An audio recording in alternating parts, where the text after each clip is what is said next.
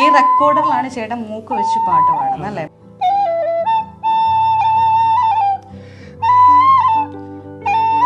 ചേട്ടൻ ഈ സാധനം പഠിച്ചിട്ടില്ല എന്നുള്ളതാണ് ഇതിനകത്ത് ഏറ്റവും വലിയ ഹൈലൈറ്റ് അല്ലേ? എപ്പോഴും അങ്ങനെ വന്നേന്ന് എനിക്ക് പോലും അറിയില്ല, അതെങ്ങനെ സംഭവിച്ചു. ഭവ്യതപ്പെടാതെ ചേട്ടാ, ഇത്രയും ഭവ്യതപ്പെടാതെ നമുക്ക് വരാനുള്ളതാണ്. ഉണ്ടാക്കുന്ന സാധാ കിഷോറാണ്, പക്ഷെ ഇപ്പൊ അങ്ങനെയല്ല. ഗിഫ്റ്റ് കിട്ടിയതാ, ഗിഫ്റ്റ് ചില്ലറ ഗിഫ്റ്റ് ഒന്നും അല്ല കിട്ടിയേക്കുന്നത്. നടി മമത മോഹൻദാസ് ഒരു വാർത്ത ഞാൻ കണ്ടായിരുന്നു, ഭയങ്കര കരച്ചിലായിരുന്നല്ലോ. എന്നെ പറ്റി പാട്ടടിച്ചു മാറ്റി സംഭവം എന്നാ? ഇപ്പൊ വിഷമില്ല, എന്നോട് മമത മേഡം പറഞ്ഞത് അങ്ങനെ തന്നെയാണ്, ഇനി വിഷമിക്കരുത്. പക്ഷെ വിഷമല്ല, എനിക്ക് സന്തോഷം മാത്രമേ ഉള്ളൂ ഇതിൽ കാര്യത്തില്. കാരണം മുല്ലത്തറയില് വെണ്ണീലാച്ചേലോടെ പൊൻതിരി വെട്ടം തെളിഞ്ഞേ. ഇനി നമുക്ക് കഥയിലേക്ക് വരാം. ചേട്ടൻ പറ. ആ പെൺകുട്ടി നന്നായിട്ട് പാടിയിട്ടുണ്ട്, നല്ല എന്ത് രസമായിട്ട് പാടുന്ന ആളാണ്. അപ്പൊ എന്റെ പാട്ട് ആ കുട്ടിക്ക് ഇഷ്ടമായതുകൊണ്ട് ആ കുട്ടി പാടി. എല്ലാവർക്കും മറ്റും നമ്മളൊരു പാട്ട് ചെയ്യണത് മറ്റൊരാൾക്ക് ആസ്വദിക്കാനും അവർക്കത് പാടാനും വേണ്ടിയിട്ടല്ലേ. അങ്ങനെ എത്താന്ന് പറയുമ്പോൾ ഏറ്റവും വലിയ ഭാഗ്യമാണ്. അതിലൊക്കെ ഏറ്റവും വലിയ ഭാഗ്യമാണ് ഞാൻ കാണുന്നത്. ഇപ്പൊ ഓടക്കുഴൽ എന്ന് പറഞ്ഞ സാധനം നമുക്ക് കാണുമ്പോൾ ഈസിയാണ്, ഇതിനോട് അടുത്തേക്ക് ഇപ്പൊ ചെല്ലുമ്പോ ഇത് അന്തല്ലാണ്ടാ കിടക്കണത്. നമുക്ക് കാണുമ്പോ അത് വെച്ചിട്ടുണ്ടെങ്കിൽ 6 തുള വരുന്നത് ഹിന്ദുസ്ഥാനി ഫ്ലൂട്ടാണ്, തകില് വായിക്കും. അത് പഠിച്ചിട്ടില്ല, അത് നമ്മള് നമ്മുടെ ഐഡിയ സ്കൂളിൽ പോയോ? 10ാം ക്ലാസ് പോയിട്ടുള്ളൂ. അത് പഠിച്ചിട്ടുണ്ടല്ലോ. ഏതെങ്കിലും ഒന്ന് എനിക്ക് പഠിച്ചത് 10ാം ക്ലാസ് വരെ പോയി. ചേട്ടൻ ഞാനൊരു ആഗ്രഹം ചോദിച്ചോട്ടെ, എന്നെ വെച്ചൊരു പാട്ട് എഴുതി എന്നെ കൊണ്ട് പാടിപ്പിക്കുമോ? നിങ്ങൾ ഭാര്യയെ കൊണ്ട് മാത്രം പഠിപ്പിച്ചിട്ട് കാര്യമില്ല. അങ്ങനെ ഒരു വിധി കൂടി ദൈവം വെച്ചിട്ടുണ്ടെങ്കിൽ പോരാമോ എന്നോടിഷ്ടം കൂടാമോ നിന്നെ കൂടാതില്ലല്ലോ ഉള്ളിനുള്ളിൽ പൂക്കാലം. ചേട്ടനെ പ്രത്യേകിച്ച് ഞാൻ പരിചയപ്പെടുത്തണ്ടേ, ഇപ്പൊ കേരളത്തിൽ മൊത്തം അറിയാം കിഷോറേട്ടൻ ഫ്ലൂട്ടിലാണ് ഭയങ്കര കഴിവ് തെളിയിച്ചിരിക്കുന്നെങ്കിലും അതിലും കഴിവ് തെളിയിക്കുന്ന ഒരു സംഗതി ഉണ്ട്. എന്തായിരുന്നു ചേട്ടാ? ഈ സാധനം എനിക്കിതിന്റെ പേരറിയില്ല, ചേട്ടൻ പറഞ്ഞു. റെക്കോർഡർ. പക്ഷെ ഇതിന് വേറെ എന്തോ ഒരു പേര് എന്നോട് പറഞ്ഞായിരുന്നല്ലോ. ഇല്ല, ഇത് റെക്കോർഡർ എന്നാണ് എന്റെ പേര്. നേരത്തെ പേര് പറഞ്ഞത് സുസാറ്റോ ഫ്ലൂട്ട്, അത് വേറെയാണ്. അത് ഇതാണല്ലേ? ഇതാണ് വേറൊരു പ്രത്യേകതരം പേരിനോട് പറഞ്ഞു. ഇത് സുസാറ്റോ ഫ്ലൂട്ട്. ഇത് USA എന്നാണ് ഗിഫ്റ്റ് കിട്ടിയതാ. ഗിഫ്റ്റ് ചില്ലറ ഗിഫ്റ്റ് ഒന്നും അല്ല കിട്ടിയേക്കുന്നത്. നടി മമത മോഹൻദാസ്. ഒരുപാട് കഥകളുണ്ട്. ഈ റെക്കോർഡറിലാണ് ചേട്ടൻ മൂക്ക് വെച്ച് പാട്ട് പാടുന്നത് അല്ലേ? മൂക്കുകൊണ്ട്. അതായത് കേരളത്തിൽ എനിക്ക് തോന്നുന്നു ചേട്ടൻ മാത്രമേ ഉള്ളൂ തോന്നുന്നു. റെക്കോർഡറിൽ ഞാൻ മാത്രമേ ഉള്ളൂ തോന്നുന്നു, എനിക്കറിയില്ല, ഞാൻ കണ്ടിട്ടില്ല. ഞാനും കണ്ടിട്ടില്ല. ആരെങ്കിലൊക്കെ പൊക്കിക്കൊണ്ട് വട്ടെ, ഇതിന്റെ വീടിന്റെ അടുത്ത് താഴെ അവൻ മാത്രമല്ല വേറെ ഉണ്ടെന്ന് പറഞ്ഞു പറ്റാം. അപ്പൊ നമുക്ക് അവരുടെ ഇന്റർവ്യൂ ചോദിക്കാം. ചേട്ടൻ ഇത് വെച്ചിട്ട് ഫ്ലൂട്ട് വായിക്കുന്നതിനെ കഴിഞ്ഞും ഏറ്റവും നന്നായിട്ട് ചേട്ടൻ ചെയ്യുന്നത്, ഏറ്റവും നന്നായിട്ട് കേട്ടോ, രണ്ടും നന്നായിട്ട് തന്നെയാണ് ചെയ്യുന്നത്. ഞാൻ തിരുത്തട്ടെ. അപ്പൊ ചേട്ടൻ ഇത് വെച്ചിട്ട് ഒരെണ്ണം വായിച്ചു കേൾപ്പിക്കോ?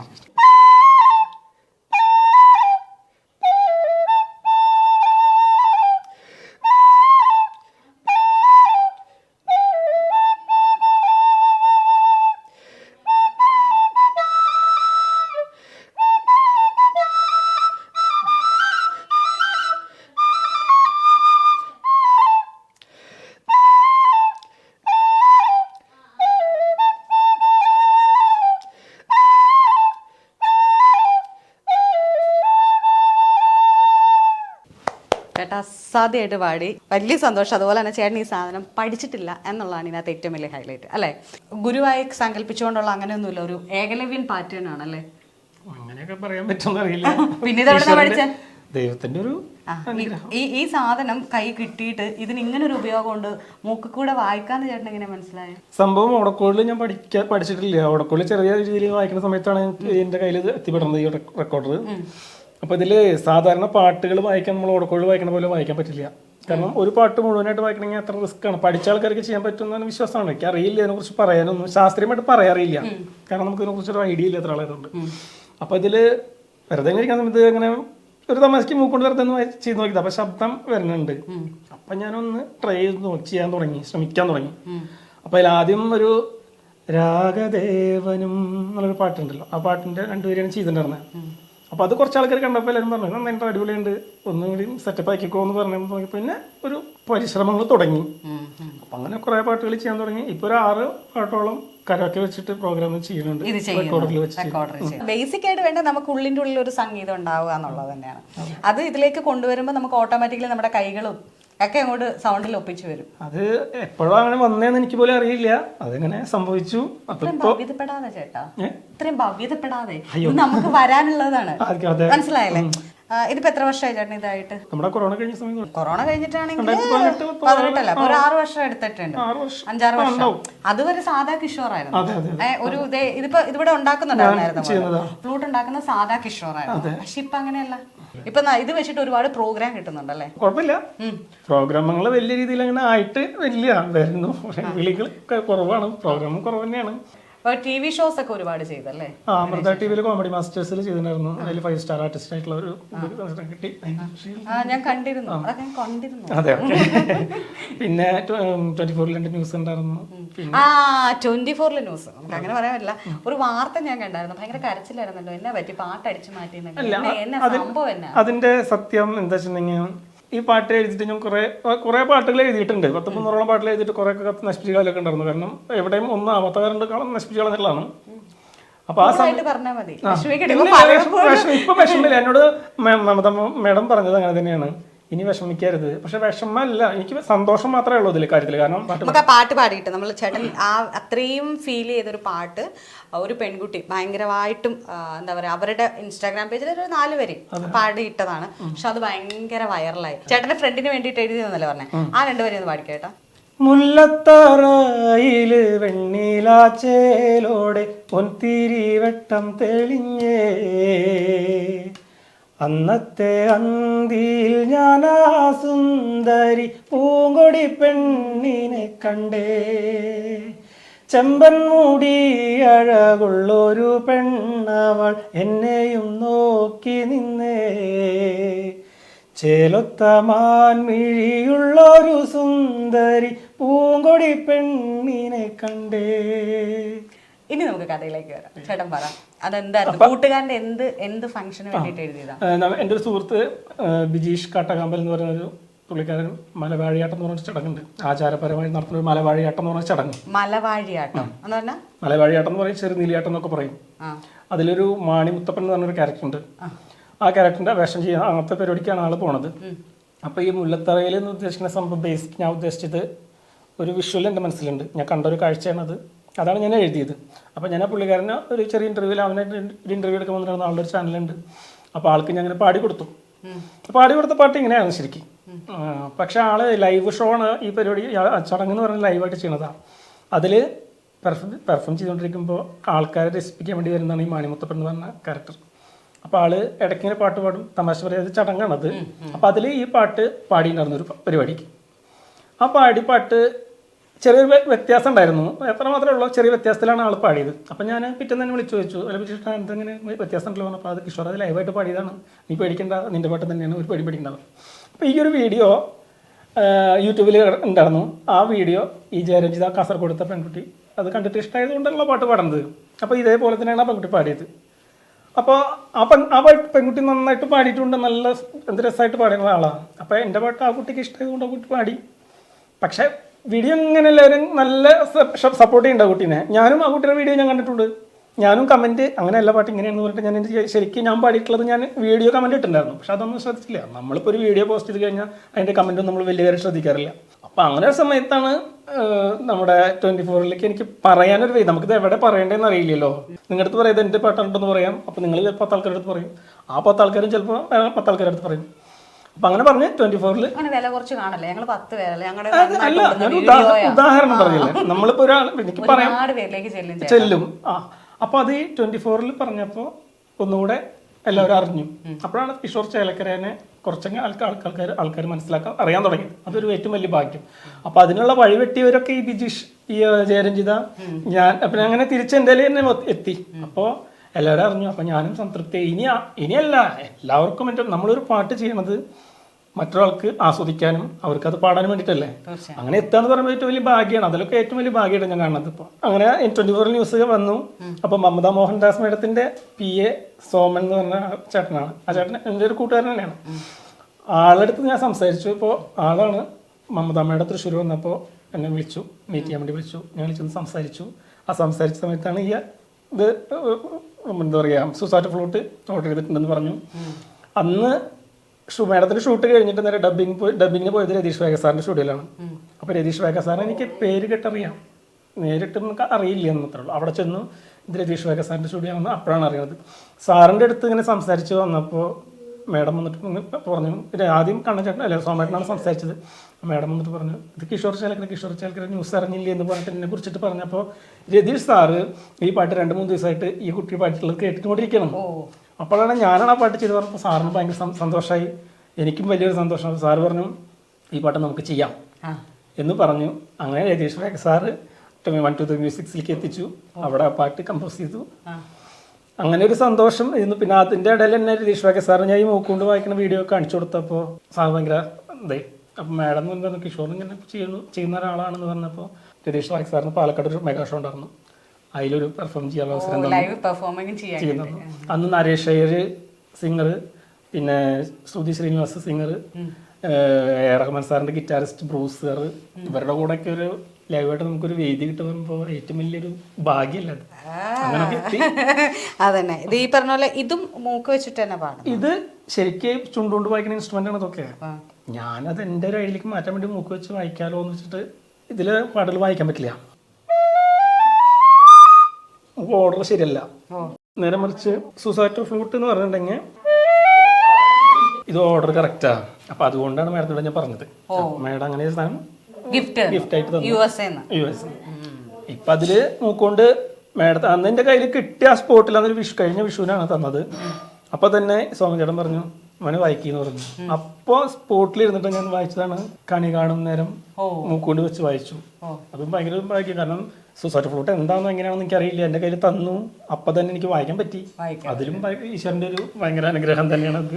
കുട്ടാടം പാടത്തെ കുറി നാട് പണിയും നടക്കുമ്പോ കാര്യങ്ങള് ചൊല്ലിയില്ലേ 100 കൂട്ടം കാര്യങ്ങള്, കണ്ടിട്ടും പറഞ്ഞിട്ടും തീരാത്ത കാര്യങ്ങൾ എന്താണ് അയ്യോ, കരക്കാര് പറഞ്ഞ് ചിരിക്കുമ്പോ നാണം കൊണ്ടുക്ക് നിന്നൂടാ, നട്ടുച്ച നേരത്ത് നട്ടം തിരിഞ്ഞ് നടക്കണ കണ്ടപ്പോ പോണോരും വരുന്നോരും നോക്കണ പാരയ്ക്കും പോരിനത് പോരെ, കുണ്ടന്നേടൊഴില് നിക്കണതെന്തിനാ വീടും കൂടിയില്ലേ, തള്ളക്കോഴിയും കുട്ടിയോളും കൂടി കുറുങ്ങണ പോലൊരു വർത്താനം കുറുങ്ങണ പോലെ.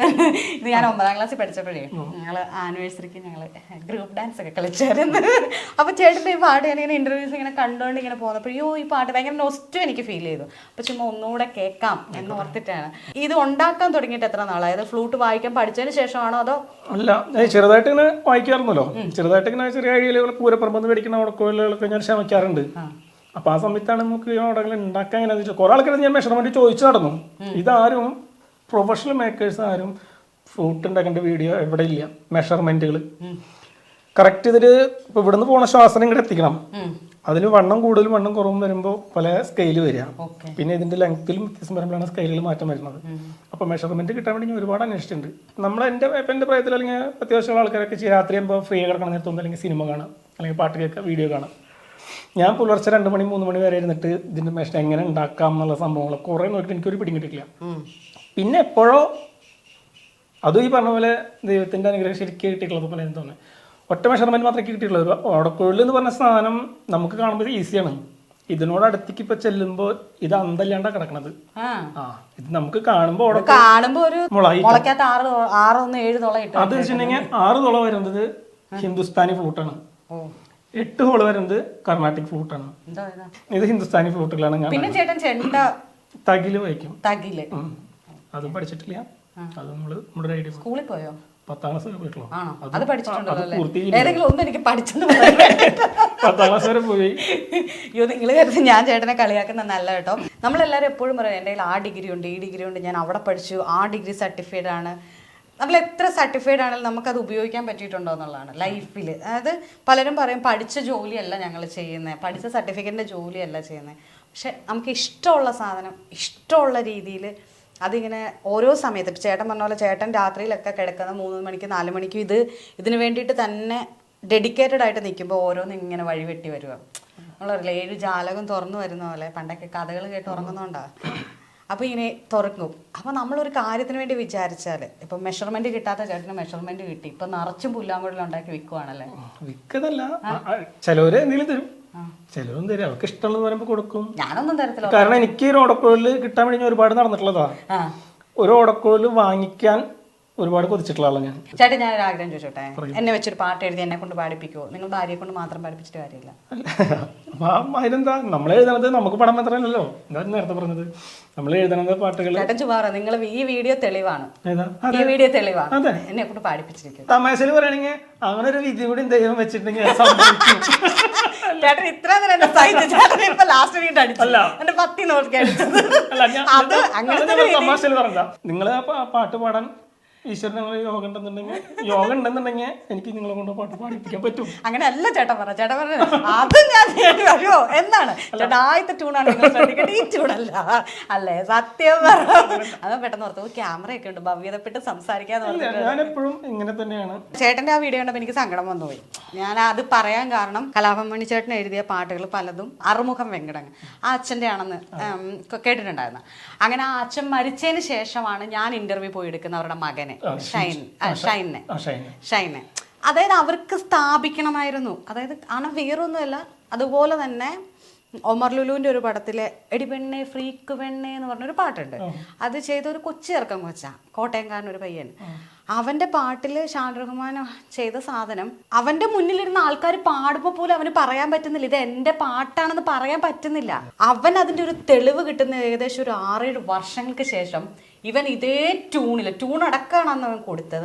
ഒരു കോളേജിൽ പെർഫോം ചെയ്തതിന്റെ വീഡിയോ കിട്ടി. ആ വീഡിയോ എടുത്തോണ്ട് വന്നിട്ട് അവൻ പറഞ്ഞു ഇത് എന്റേതാണ്, വേറെ ഒന്നിനുമല്ല. അവൻ പറഞ്ഞു ചേച്ചി എനിക്കൊന്ന് ഉറങ്ങാനാണെന്നാ പറഞ്ഞേ. മനസ്സിലായി? എൻ്റെ അടുത്ത് മുന്നേ വന്നിരുന്ന് പറഞ്ഞൊരു കാര്യം, ചേച്ചി എനിക്കൊന്ന് ഉറങ്ങണം ചേച്ചി, വേറെ ഒന്നുമല്ല, എനിക്ക് ആരുടെയോ ഒന്നും വേണ്ട, എനിക്കൊന്ന് ഉറങ്ങണം. കാരണം ഇത് പലരും മുന്നേ വെച്ചിട്ട് അത് അയാൾ ചെയ്ത പാട്ട്, പക്ഷെ വിശ്വസിക്കുന്നില്ല. നീ ചെയ്യോ ഈ പാട്ട്? കൊച്ചാക്കുന്ന പയ്യനെ. അപ്പൊ ഇപ്പൊ അവന് അതിന് കിട്ടി, അവന്റെ പേരിൽ ആക്കി കൊടുത്തു. അപ്പൊ അതുപോലെയാണ്. അപ്പൊ ഞാൻ പറഞ്ഞില്ല, ചേട്ടൻ്റെ ആ വീഡിയോ കണ്ടപ്പോൾ എനിക്ക് സങ്കടം വന്നു. നമുക്കറിയാം നമ്മുടെ സാധനമാണെന്ന് നമുക്ക് എങ്ങനെ വാദിക്കാൻ പറ്റുന്നത്, നമുക്ക് പരിധി ഉണ്ട് എല്ലാത്തിലൊക്കെ. പക്ഷെ അത് തിരിച്ചു കിട്ടിയില്ല. അതുപോലെ തന്നെ ചേട്ടന് ഇഷ്ടമുള്ള കാര്യങ്ങൾ വീണ്ടും വീണ്ടും കവിത അല്ലേ, കവിത എഴുതുന്നുണ്ട്, പാട്ടുകൾ എഴുതുന്നുണ്ട്. ഈ പറഞ്ഞ പോലെ എന്തും നമുക്ക് പറ്റാവുന്ന എന്താണോ നോക്കാം, പറ്റുന്ന പോലെ ചെയ്യാം. സകലകലാ വല്ലഭനാണ്. ചെറുതായിട്ട് ഡാൻസ് കളിക്കോ? അപ്പൊ ചേട്ടൻ സകലകല വല്ലല്ല. അപ്പൊ ഞാനതൊക്കെയാ, ഞാൻ ഡാൻസ് കളിക്കും, പാട്ട് പാടും, പക്ഷെ ഒന്നിനും താളവും ബോധമൊന്നും ഉണ്ടാകത്തില്ല. നമുക്ക് നമ്മളുടെ എൻജോയ്മെന്റ് അത്രയേ ഉള്ളൂ.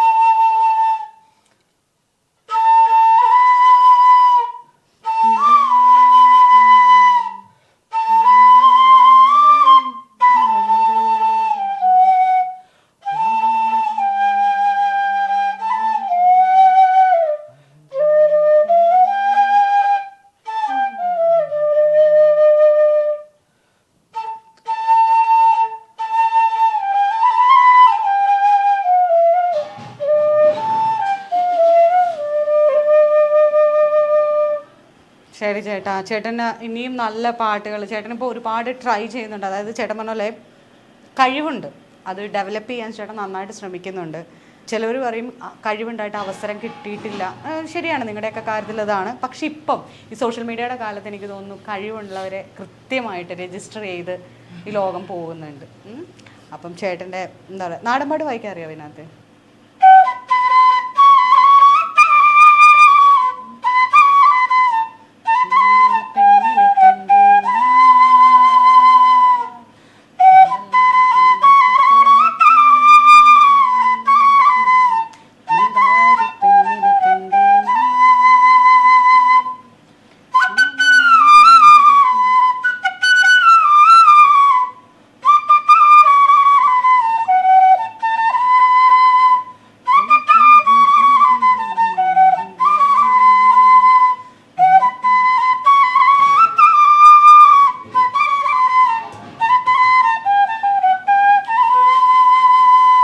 കൈ കിട്ടിയ കലാകാരനെ ഞാൻ മാക്സിമം പിഴിഞ്ഞിട്ടുണ്ട്. അതിന് വേണ്ടിയിട്ടാണ് കേട്ടോ, വേറെ ഒന്നും തോന്നരുത്.